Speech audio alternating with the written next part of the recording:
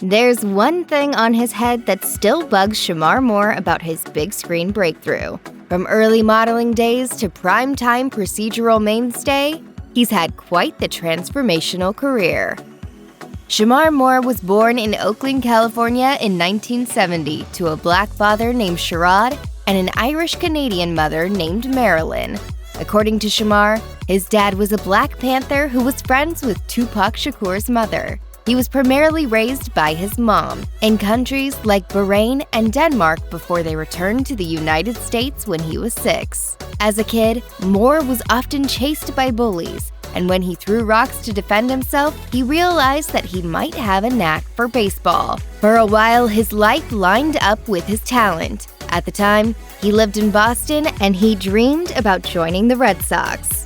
He was even drafted by both the Sox and the Baltimore Orioles, but he opted to first go to college at his mother's insistence. Unfortunately, an arm injury prevented him from continuing his time on the diamond, and he began to look for other career paths. I was pretty good, but I will be the first to admit I wasn't quite good enough, but that was my dream. When he was still a teenager, Shemar Moore was approached about becoming a model, but he wasn't exactly interested right away. As he revealed to Ebony in 1998, at 16, I thought it was for sissies. But at 19, when tuition was a reality, I was like, okay, well, maybe it's not for sissies. So Moore gave it a try, though he struggled to find his place in the industry, sometimes living paycheck to paycheck. Furthermore, his looks confused some casting agents. As he recalled, they didn't know what I was. I was unirace. I didn't fit the clothes, or I wasn't pretty enough, wasn't tough enough, or black enough. Moore also noticed that many of the clothes he was expected to wear seemed to have been designed for other types of bodies. As he put it, I used to say, I'm black. Don't they make clothes for big butts or big thighs? Moore eventually wanted to move into acting, but he found that people still focused on his good looks rather than his other talents. As he explained to Ebony in 2001, with the physical, I can't speak to that. I'm flattered that people find me attractive. I'd rather have that than to have them throwing darts at my pictures. In 1994, Shemar Moore joined the cast of the iconic daytime soap opera The Young and the Restless as a photographer named Malcolm Winters. I didn't know anything about soaps. I knew I wanted to act. It was a dream of mine. It really was. The newcomer expected that the already established stars on the show might be difficult to work with, but that wasn't the case at all. It was a very good feeling to be accepted and to feel the warmth that I was able to feel. However, Moore seemed to resent being on a soap opera. He often spoke in interviews about wishing people would take him seriously as an actor, rather than just a sex symbol. As he told Ebony in 2001, I was born and raised on Young and Restless, but I can't be Malcolm forever. I'm trying to branch out. And so, Moore left the show in 2000, although he would return several times over the years. During the 90s, Shemar Moore was linked to some of Hollywood's most beautiful women, as he dated both Toni Braxton and Halle Berry. Those relationships generated plenty of tabloid interest, but he dodged specifics in interviews. As he told Ebony in 1998, reporters are going to take it where they're going to take it. Dirt is what sells. And as he revealed to the same magazine in 2001, I had the Inquirer standing outside my apartment when I was only 2 years into being on a soap opera. What dirt do you possibly think you're going to get from me? Though Moore tried to keep his private life private at the time, he did later open up. As he told BET in 2013, I was like the little kid who found the pot of gold at the end of the rainbow. It was a wild ride with Toni. She would never sing for me though. That always bothered me. And as for Berry, Moore claims that it was true love. As he put it, she was the first woman to really knock my socks off. I fell hard for Halle. Between 1999 and 2003, Moore hosted the music variety show Soul Train on BET, as he invited viewers to join him for the hippest trip in America. After interviewing guests, Moore would often join the show's dancers, getting his groove on while rocking some memorable turn-of-the-century styles. And at the end of each episode, he would join the crew in wishing viewers love, peace, and soul. Moore's legacy on the show is clearly well established, as old clips of him dancing on Soul Train still regularly go viral online. When the series' original host, Don Cornelius, passed away in 2012, Moore spoke with Entertainment Tonight about the show's legacy. As he put it, "It was truly my honor to continue the tradition and be a part of history. I didn't dare try to fill his shoes, because it just couldn't be done. Don was the man." Me and your Soul Train family, Don, wish you nothing but love, peace, and soul. Early in his career, Shemar Moore made no secret of the fact that he wanted to use his modeling and TV fame to make the jump to the big screen. Specifically, he hoped to follow in the footsteps of Samuel L. Jackson and Denzel Washington. As he marveled to jet in 2001, they bring magic to the screen. Moore's highest profile big screen role came in 2005, when he starred in Diary of a Mad Black Woman, which was the first in Tyler Perry's Madea film franchise. Moore played the character of Orlando, who was a bit of a heartthrob, but his appearance in that movie now gets attention for all the wrong reasons.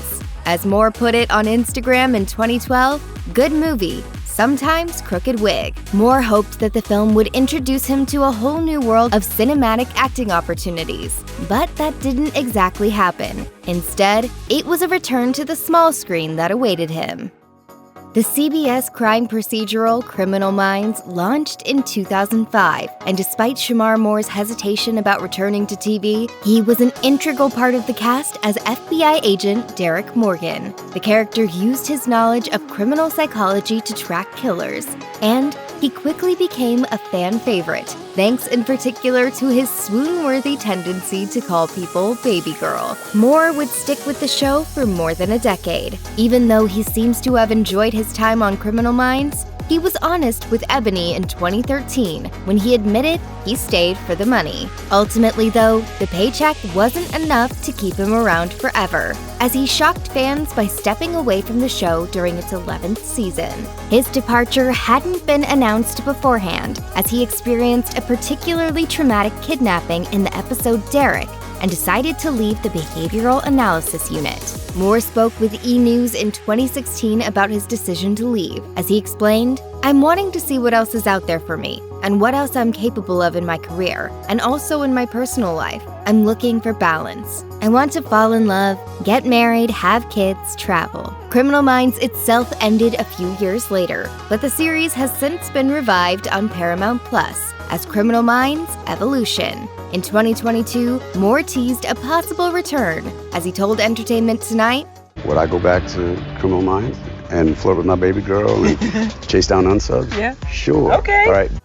Back in 2007, the National Enquirer published photos of Shemar Moore on what the tabloid claimed was a gay nude beach in Hawaii. But Moore denied any speculation about his sexual orientation, insisting that he'd been accompanied by 2 women. Then, in 2016, a video went viral online that showed Moore with some queer fans outside of a nightclub. The actor once again quashed speculation, first with a post on Instagram. And then later that year, he told BET, "If you're gay, you're gay. I'm not, and I know that, and I'm very comfortable with who I am, and I love women." 2 years later, Moore turned heads when he showed up to the Grammys with Quantico star Annabelle Acosta on his arm. TMZ caught up with him at an airport, and Moore admitted to only bringing Acosta so that people wouldn't speculate about his sexuality anymore. In 2017, Shemar Moore took the lead on another CBS procedural. This time, it was SWAT, on which he plays Sergeant Dan Hondo Harrelson, a role that requires him to be in full-on action hero mode. I get to be a lead, which I'm proud of, but I'm also smart enough and humble enough to know that I can't do it by myself. SWAT aired its 100th episode in April 2022, and Moore is grateful that he's been able to use his position on the show to address important issues. In 2020, during a time of widespread protests in the wake of police brutality and the killings of George Floyd and Breonna Taylor, Moore realized that SWAT had an opportunity. So he called the show's producers and told them that they needed to address this issue. As he explained to Digital Spy, "It's really like watching an action movie on TV, and that's our signature. We're always going to do that. But all the while, we're also going to mix in current topics and prevalent messages." Shemar Moore turned 50 in April 2020, and as a middle-aged man, he remains focused on his fitness. Partly, that's because of his job, as he had to bulk up to play the physically imposing Hondo. As he told Men's Health in 2017, it's a mandated organizational policy that each SWAT officer start their day with a workout, which must be at least 1 hour minimum. They look like linebackers. So, while I'm an actor playing a role, I still wanted to look as authentic as possible, to physically have a presence. And Moore's not shy about showing off his progress on social media. In a 2019 Instagram post featuring his money-making abs, he revealed, "I am getting my 33-year-old body back by busting my whole entire ass at the gym, lifting weights, running, stairs, hiking, cycling, boxing, swimming, massages, dieting, sleeping." And in an interview with Ability magazine, Moore talked about how exercise can happen anywhere. As he said, working out in a gym gets old after a while, so you've got to mix it up. I go and I do the sand dunes. I do the Santa Monica stairs. I ride my bike. I box. I just love the hot weather and I love exercise, so I keep it together. During a January 2023 appearance on The Jennifer Hudson Show, Shemar Moore announced that he would soon be adding a new position to his multi-hyphenate resume, father. Shemar Moore is about to be a daddy. Moore noted that it was always a dream of his mother's for him to have a child, and his girlfriend, Desiree Dazan, was coincidentally due to give birth on the 3-year anniversary of his mother's passing in February. Dazan wound up having the baby slightly early, though, as their daughter Frankie arrived in late January. As Moore gushed on Instagram, "The love of my life. I'm a girl daddy. Dreams come true. Grandma Marilyn is in heaven, puff puff passing, drinking her wine and doing her happy dance." A few weeks later, Moore took baby Frankie to his mother's grave. He posted a photo on Instagram and wrote in the caption, "Mom's dream was for me to become a father and give Mama some grandbabies. It took me a minute, but Mama's dream is now reality."